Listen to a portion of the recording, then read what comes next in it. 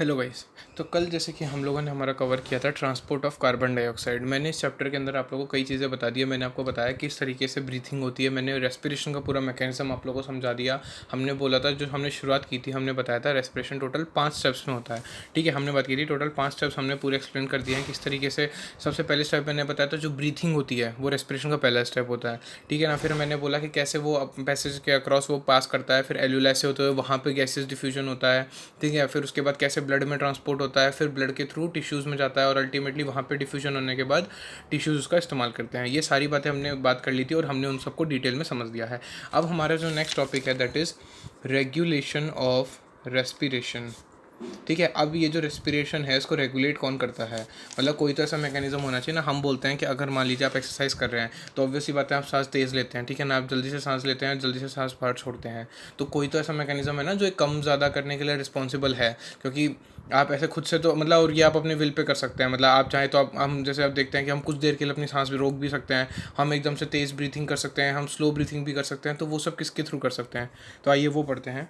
देखिए, आप लोग अच्छे से जानते हैं, जो अब इसमें आपकी एनसीईआरटी बोलती है कि जो ह्यूमन बींग्स है that have ability to maintain and moderate the respiratory rhythm. ठीक है, human beings have ability to maintain and moderate respiratory rhythm.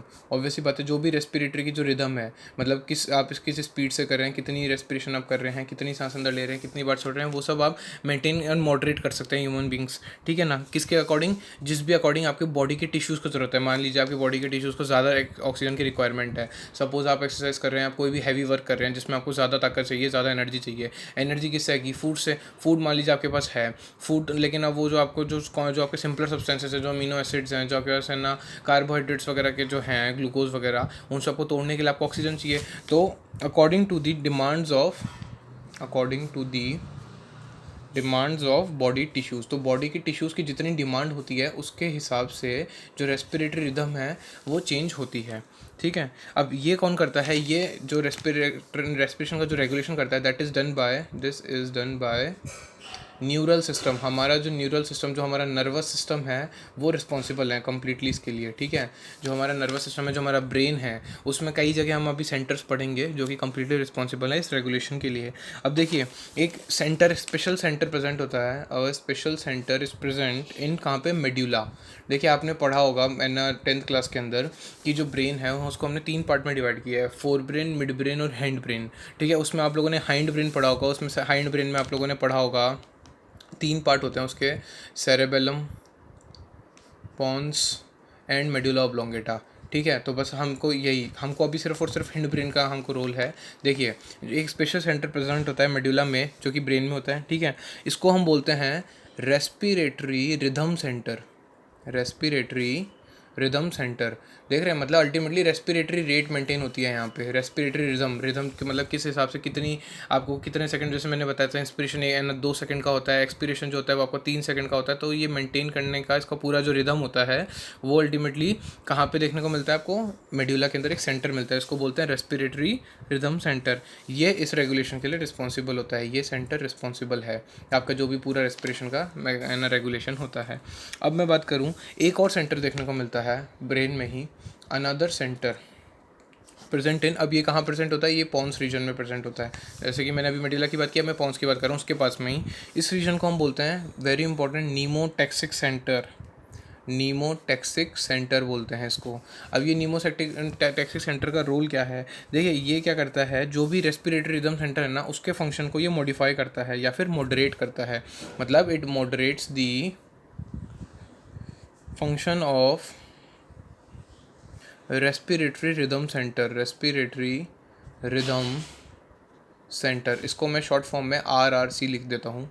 ठीक है, मतलब नीमोटैक्सिक सेंटर क्या करता है, अल्टीमेटली इसका रोल क्या आता है, जो ये रेस्पिरेटरी रिदम सेंटर के ऊपर है। मान लीजिए कि रेस्पिरेटरी रिदम सेंटर एक तरीके से टीचर हो गया, ठीक है, जिसको सारे बच्चों का दे दिया कि जिम्मेदारी, तो उस टीचर के ऊपर ये कौन है, प्रिंसिपल, जो कि इसके सिस्टम को पूरे को देखता है किस तरीके से होता है।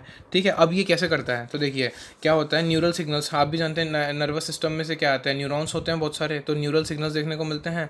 तो न्यूरल सिग्नल्स आते हैं इस सेंटर में से, neural signals from this centre, ये क्या करते हैं, ये जो इंस्पिरेशन की रेट है ना उसको रिड्यूस कर सकते हैं, reduces the rate of inspiration, reduces the rate और रेट नहीं sorry duration, reduces the duration of inspiration, ठीक है। और इस तरीके से ये रेस्पिरेटरी रेट को ऑल्टर करते हैं। देखिए कैसे, मान लीजिए मैं ये बोल रहा हूँ मेरे को है ना सांस तेज़ लेनी है एकदम से, क्योंकि मैं हैवी वर्क कर रहा हूँ, स्ट्रेनस एक्सरसाइज कर रहा हूँ, तो उसके लिए क्या है, जल्दी जल्दी सांस लेनी पड़ेगी। तो इंस्पिरेशन में जितना टाइम लगता था 2 सेकंड, हमें उसका उससे कम करना है, ताकि कम कम टाइम में हम जो है ना सांस ले सके बहुत जल्दी जल्दी।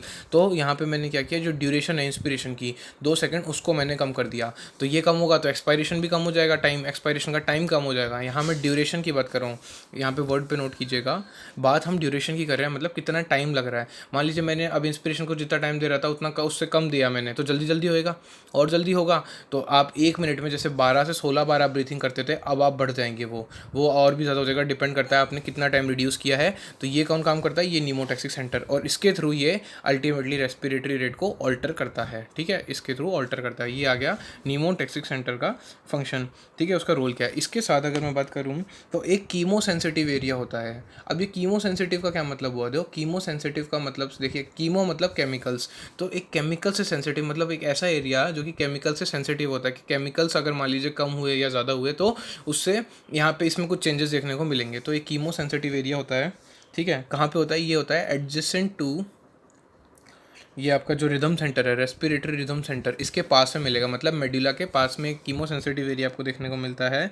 ये क्या करता है, ये सबसे पहली बात तो ये किसके लिए सेंसिटिव होता है, मैंने कहा केमिकल्स हैं, तो केमिकल कौन से आएंगे, sensitive to carbon dioxide and hydrogen ion concentration.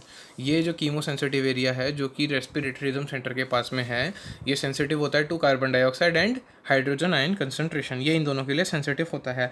अब कैसे, ये ऐसे कि मान लीजिए अगर इन सब्सटेंसेस की कंसंट्रेशन बढ़ जाए, इंक्रीज इन दीज सब्सटेंसेस, मान लीजिए इनकी कंसंट्रेशन बढ़ गई इन दोनों की, तो क्या होगा, दिस सेंटर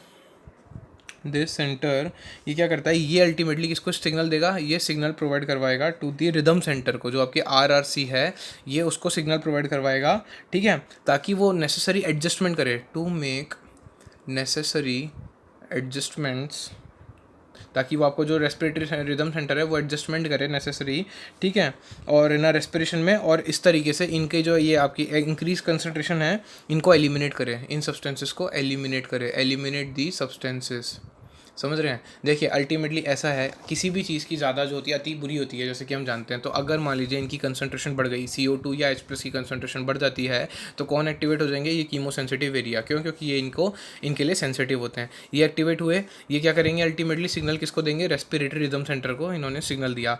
जैसे ही सिग्नल दिया, रेस्पिरेटरी रिदम सेंटर क्या करेगा, एडजस्टमेंट करेगा रेस्पिरेशन में, मतलब वो इस तरीके से रेस्पिरेशन को एडजस्ट करेगा कि ये जो सब्सटेंसेज हैं जो इनका ज़्यादा अमाउंट है वो एलिमिनेट हो जाए।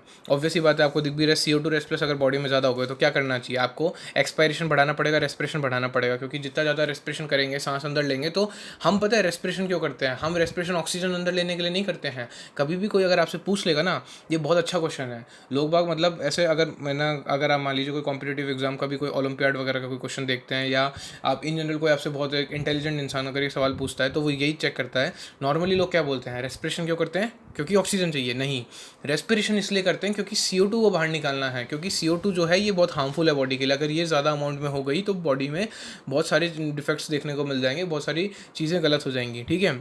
Ultimately respiration is done to expel CO2 out from the body, ठीक है। तो ये इंपॉर्टेंट लाइन है, ये आपको हमेशा दिमाग में रखनी है। ये मैंने बता दिया किस तरीके से आपका कीमो सेंसिटिव एरिया काम करता है। अब इसके बाद अगर मैं बताऊं तो देखिए एक और भी कुछ रिसेप्टर्स होते हैं, वो रिसेप्टर्स होते हैं जैसे रिसेप्टर्स एसोसिएटेड विद कौन कौन से, आउटिक आर्च, ठीक है, आउटा वाले आप जानते हैं, आउटा जो होती है वो पूरी बॉडी में ऑक्सीजनेटेड ब्लड सप्लाई करती है, ठीक है, आउटिक आर्च एंड कैरोटिड आर्टरी, ठीक है। ये जो रिसेप्टर्स होते हैं ना, जो कि किस इनसे एसोसिएटेड जो होते हैं रिसेप्टर्स, इनके अंदर भी रिसेप्टर्स देखने को मिलते हैं, आउटिक आर्च में रिसेप्टर्स मिल जाएंगे, कैरोटिड आर्टरी में मिल जाएंगे। ये क्या करते हैं, ये भी सेम फंक्शन करते हैं कीमो सेंसिटिव एरिया, ये भी रिकॉग्नाइज करते हैं क्या changes in CO2 and H+ concentration, मतलब अगर CO2 और H+ कंसनट्रेशन में अगर चेंज आते हैं, ठीक है, ज़्यादा कम कुछ होता है, तो ये भी डिटरमाइन करते हैं उस चीज़ को, apart from chemo sensitive area, ठीक है। और ये भी अल्टीमेटली क्या करते हैं, वही नेसेसरी सिग्नल्स, ये भी वही सिग्नल किसको देंगे, अल्टीमेटली सिग्नल देंगे रिदम सेंटर को, ठीक है, रेस्पिरेटरी रिदम सेंटर को, क्योंकि ये मेन सेंटर है। बस रेस्पिरेटरी रिदम सेंटर को और कौन है ना चेंज कर सकता है, उसके फंक्शन को ऑल्टर कर सकता है, न्यूमोटैक्सिक सेंटर। बाकी मेन कौन है आपका, रेस्पिरेटरी रिदम सेंटर। अब अगर मैं बात करूँ, आप लोग देख रहे होंगे हमने CO2 H+ की बात की, तो ऑक्सीजन की बात नहीं की, क्यों? क्योंकि यहाँ पे एक लाइन आपकी एनसीईआरटी बोलती है जो कि बहुत इंपॉर्टेंट है, कि जो रोल होता है ऑक्सीजन का, ठीक है, इन रेगुलेशन ऑफ रेस्पिरेशन, जो आप रेस्पिरेशन का रेगुलेशन कर रहे हैं उसमें ऑक्सीजन का जो रोल है वो बिल्कुल इनसिग्निफिकेंट है, दैट इज़ क्वाइट इनसिग्निफिकेंट, वो इतना मायने नहीं रखता है, ठीक है। तो ये इंपॉर्टेंट बात है, मैंने अभी आपको समझाया, वो यहाँ पे प्रूव हो रहा है कि जो CO2 के लिए हम करते हैं, जो हमारा रेस्पिरेशन है, ये किया ही CO2 के लिए जाता है कि CO2 बाहर निकल जाए, ठीक है। इसलिए यहाँ पे ऑक्सीजन का रोल है ना बहुत लिमिटेड होता है, क्वाइट इनसिग्निफिकेंट होता है, इतना इंपॉर्टेंस नहीं रखता। ये हमने यहाँ पढ़ लिया हमारा रेगुलेशन ऑफ रेस्पिरेशन। इसके बाद इस चैप्टर का एक लास्ट टॉपिक हम पढ़ने जा रहे हैं, which is disorders of respiratory system, ठीक है। हम कुछ डिसऑर्डर्स की बात करेंगे रेस्पिरेटरी सिस्टम के। उससे पहले मैं आपको कुछ जनरल टर्म्स बताना चाहूँगा जो कि आप लोगों के लिए इंपॉर्टेंट है जानना कि क्या होती है वो। जैसे कि अगर मैं बोलूँ नॉर्मल ब्रीथिंग है, ठीक है, उसको आप क्या बोलेंगे साइंटिफिक टर्म में, ठीक है, क्योंकि वो आप साइंस में कभी ये नहीं बोलते कि ना नॉर्मल ब्रीथिंग है ये है। देखिए उसके लिए हम देखिए पढ़ने जा रहे हैं कुछ टर्म, जैसे कि एपनिया। एपनिया, देखिए नॉर्मली अगर मैं बात करूं बायो में, जहाँ पे ये वर्ड के पहले ए लग जाता है ना, नॉर्मली उसका मतलब होता है ख़त्म हो जाना, एब्सेंट, नैना, मतलब बिल्कुल इनहिबिट करना, मतलब अल्टीमेटली आप ये कह सकते हैं एब्सेंस ऑफ ब्रीथिंग। इसका मतलब क्या है, एब्सेंस ऑफ ब्रीथिंग, ठीक है, किसी चीज़ के एब्सेंस होना, किसी चीज़ का ख़त्म हो जाना, ए का मतलब ये हो जाता है यहाँ पे, ठीक है। Apnoea, absence of breathing. फिर यूपनिया, यूपनिया का मतलब कह सकते हैं आप नॉर्मल ब्रीथिंग, यहाँ पे इसका मतलब आ गया नॉर्मल ब्रीथिंग। तो अगर मैं बोल रहा हूँ कि ये इंसान, ठीक है ना, नॉर्मल ब्रीथ कर रहा है, मतलब यूपनिया है इसका मतलब, ये यहाँ पे बायोलॉजिकल टर्म बोलते हैं इसको। डिस्पनिया, ये बहुत काम की है, क्यों? क्योंकि डिस्पनिया का मतलब होता है पेनफुल ब्रीथिंग, मतलब अगर आपको इसे बोल दे कि पर्सन इज़ हैविंग डिस्पनिया, इसका मतलब उसकी जो ब्रीथिंग है वो पेनफुल है, वो ढंग से ब्रीथ नहीं कर पा रहा, ठीक है। अब इसके बाद कुछ टर्म आती है हाइपोकैपनिया। देखिए यहाँ पे हाइपो मतलब कम, ठीक है, मतलब कम हो गया, तो एक तरीके से आप कह सकते हैं किसी चीज़ की डेफिशिएंसी हो रही है, ठीक है। कैप, यहाँ पे कैप वर्ड हम यूज़ करते हैं CO2 के लिए यूज़ करते हैं, ठीक है। तो मैं ये कह सकता हूँ हाइपोकैपनिया मतलब deficiency of CO2 in blood, blood के अंदर है ना CO2 की डेफिशिएंसी इज नोन एज हाइपोकैपनिया। तो उसी तरीके से हाइपर कैपनिया क्या हो जाएगा, हाइपर कैपनिया हो जाएगा आपका and increase in concentration of CO2, ठीक है, increase in CO2 concentration in blood, ये आ गया आपका हाइपर कैपनिया, ठीक है। ब्लड में अगर CO2 कंसनट्रेशन ज़्यादा हो गई तो उसको हम बोलते हैं हाइपर कैपनिया। इसके बाद एक बहुत इंपॉर्टेंट टर्म है, बहुत बहुत ज़्यादा, हाइपोक्सिया। ये क्या है, हाइपोक्सिया का मतलब ये हो गया कि अगर मान लीजिए ऑक्सीजन की कमी हो जाती है टिश्यूज़ में, lack of oxygen in the tissues, that is known as hypoxia. ये बहुत इंपॉर्टेंट टर्म है, बहुत ज़्यादा इंपॉर्टेंट है। इसके क्या इंपॉर्टेंस है ये आपको आगे चैप्टर्स में मिलेगा, पर आपको याद होना चाहिए एकदम, बिल्कुल आपको माउथ पे एकदम रहना चाहिए बिल्कुल, कि हाइपोक्सिया मतलब ऑक्सीजन की कमी हो जाना, कहाँ पे, टिश्यूज़ में, टिश्यूज़ में ऑक्सीजन की कमी हो जाती है तो हाइपोक्सिया बोलते हैं उसको, ठीक है। अब इसके बाद एक आता है टेकिपनोइया। अब टेकिपनोइया का क्या मतलब, देखिए एक टेकिपनोइया होता है, एक वर्ड आता है टेकीकार्डिया। तो टेकी वर्ड का क्या मतलब आ रहा है, टेकी का मतलब हो गया एकदम रैपिड, फास्ट, ठीक है, टेकी का मतलब आ गया रैपिड या फिर फास्ट। अब यहाँ पे पनोइया है ना, तो ये तो ब्रीथिंग के लिए हम समझ में आ रहा है, क्योंकि अभी देखिए निया निया करके आ रहे हैं सारे के सारे, तो टेकिपनिया जो होता है इसका मतलब आ गया रैपिड या फास्ट ब्रीथिंग। टेकीकार्डिया हम पढ़ेंगे सर्कुलेटरी सिस्टम में, टेकीकार्डिया मतलब फास्ट हार्ट बीट है ना, उसकी जो है हार्ट बीट है वो बहुत ज़्यादा फास्ट हो जाती है, ठीक है। तो ये टेकिपनिया क्या, इसी तरीके से कहता है ब्रेडिपनिया।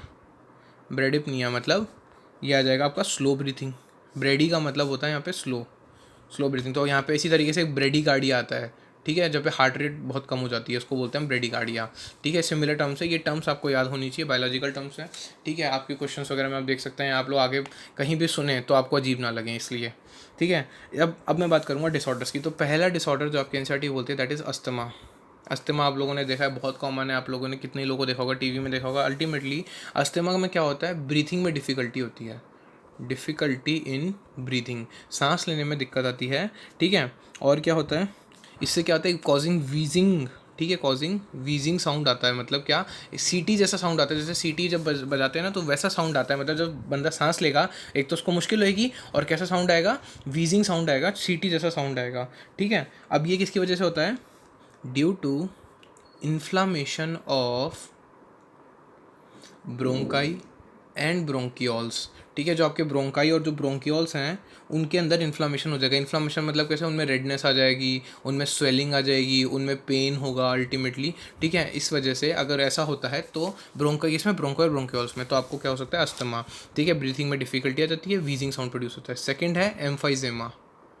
अब ये एम्फाइजेमा का क्या मतलब है, देखिए ये क्रॉनिक डिसऑर्डर है, ठीक है, ये क्रॉनिक डिसऑर्डर है जिसके अंदर क्या होता है, आपकी एल्वियोलर की वॉल्स, जो आपकी एल्वियोलाई की जो वॉल्स है वो डैमेज हो जाती है, समझ रहे हैं, जो आपका एल्वियोलाई जहाँ पे गैसेस एक्सचेंज होता है उसकी वॉल्स डैमेज हो जाती है। अब क्योंकि अगर उसकी वॉल्स डैमेज हो गई तो ऑब्वियसली बात है जो आपका रेस्पिरेटरी सरफेस है वो डिक्रीज़ होगा, रेस्पिरेटरी सरफेस वो डिक्रीज़ हो जाएगा। देखिए मैं बोल रहा हूँ एल्वियोलाई की वॉल है, ठीक है, ये आपका मान लीजिए एल्वियोलाई एक बैलून शेप स्ट्रक्चर होता था, उसके यहाँ पे वॉल्स डैमेज हो रही है। अब डैमेज अगर हो गई तो जितनी एयर जैसे पूरे में फैल रही थी अब उतने में ना फैल के इतने एरिया में फैलेगी, तो आपका रेस्पिरेटरी सरफेस डिक्रीज हो गया, इसको बोलते हैं हम एम्फाइजेमा, ठीक है। इसका सबसे मेजर कॉज क्या है, किस वजह से सबसे ज़्यादा होता है, किन लोगों में होता है ये, वो जो सिगरेट स्मोकिंग करते हैं, तो सिगरेट स्मोकर्स के अंदर ये ज़्यादा देखने को मिलता है, कौन सा, एम्फाइजेमा।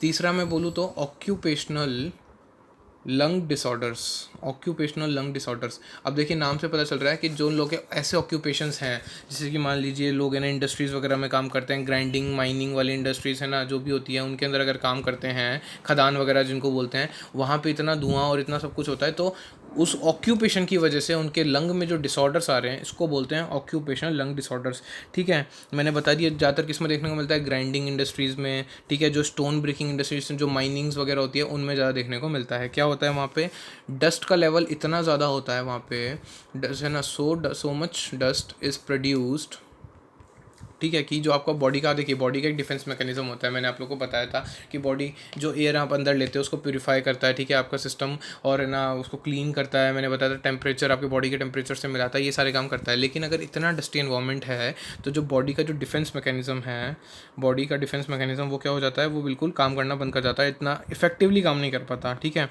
तो बॉडीज़ डिफेंसिव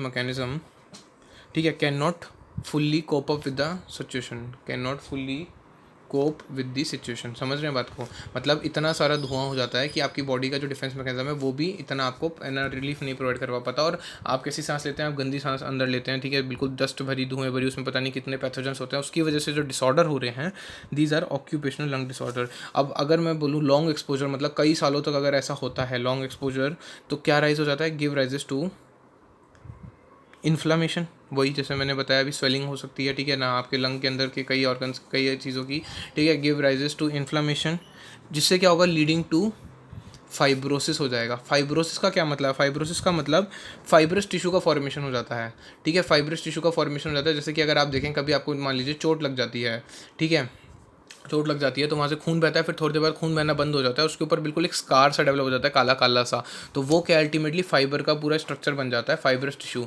तो ऐसा अंदर लंग्स के अंदर बन जाता है, ठीक है। तो इससे कई तरह की दिक्कतें आती है अल्टीमेटली, और इससे क्या होगा, लंग सीरियस लंग डैमेज हो जाता है, क्योंकि ऑब्वियसली बात है अब ऐसा जगह जगह अगर ऐसा बन जाएगा लंग्स में तो लंग डैमेज हो जाएंगे, और ढंग से प्रॉपर आपका जो रेस्पिरेटरी का फंक्शन है वो परफॉर्म नहीं कर पाएंगे, ना ढंग से एक्सपेंड हो पाएंगे, ना तो फिर इसलिए आपका इंस्पिरेशन नहीं होगा।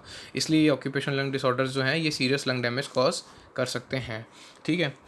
अब अगर मैं बोलूँ तो इनमें क्या प्रिकॉशन है, तो अल्टीमेटली प्रिकॉशन ज़्यादा कुछ नहीं है, बस एक तो ये है कि ये ऐसे नहीं फैलता कि एक दो दिन में हो जाता है, कई सालों सालों तक, मैंने बोला लॉन्ग एक्सपोजर मतलब मेनी ईयर्स, ठीक है। अब इसमें क्या है, जो वर्कर्स होते हैं जो भी आपकी इन ऐसे इंडस्ट्रीज़ में, ठीक है, in workers in such industries, उनको क्या करना चाहिए, प्रोटेक्टिव मास्क पहनने चाहिए, ठीक है, प्रोटेक्टिव मास्क पहन के रखने चाहिए, ठीक है। तो आज का इतना ही, बस हमारा ये चैप्टर ख़त्म हो चुका है।